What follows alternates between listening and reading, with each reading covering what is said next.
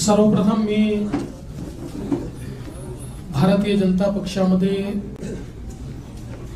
माननीय अशोकराव चव्हाण साहेब, अमर राजूरकरजी यांचं मनपूर्वक स्वागत करतो आणि निश्चितच त्यांच्यासारख्या ज्येष्ठ नेत्याच्या प्रवेशामुळे महाराष्ट्रामध्ये भारतीय जनता पक्षाची आणि महायुतीची शक्ती ही भक्कम झाली आहे, ती वाढली आहे, याबद्दल आमच्या कोणाच्याही मनात शंका नाही। आज आपण पाहतोय की देशभरामध्ये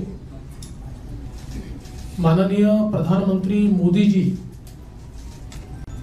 यांनी ज्या प्रकारे भारताला विकसित करण्याचं स्वप्न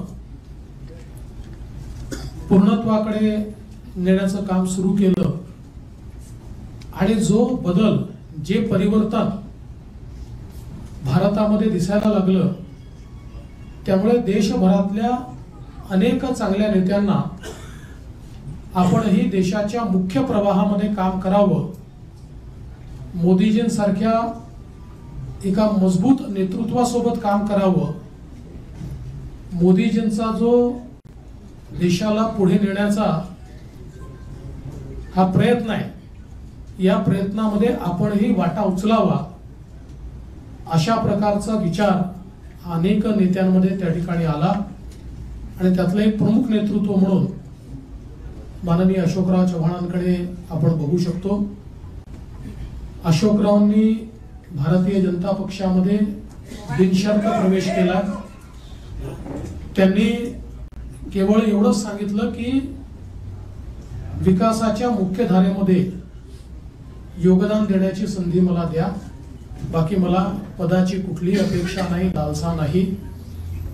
आणि आम्हाला अतिशय आनंद आहे आज, खरं म्हणजे त्यांचा प्रवेश झालाय, अमर राजूरकरजींचा प्रवेश झालाय, पण लवकरच हजारो कार्यकर्ते आणि नेते यांच्या प्रवेशाचा कार्यक्रम देखील आम्ही निश्चितपणे आयोजित करू।